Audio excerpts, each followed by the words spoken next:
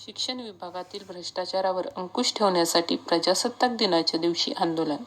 भ्रष्टाचारामुळे अनेक प्रकरणे प्रलंबित आहेत. त्यामुळे प्रजासत्ताक दिनाच्या दिवशी दिनांक 26 जानेवारी 2026 ला दुपारी 3 ते 5 या वेळात संविधान चौकात आंदोलन करण्यात येत आहे.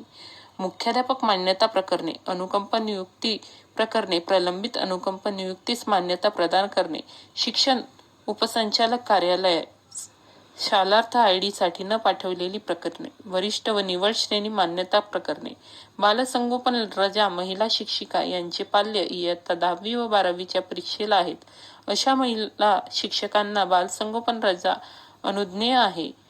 मुख्याध्यापक यांना सकारात्मक निर्णय घेणे, उद्बोधन करणे. माध्यमिक व प्राथमिक शाळेतील 150 ते 200 शाळांची प्रलंबित RTE मान्यता प्रकरणे निकाली काढणे.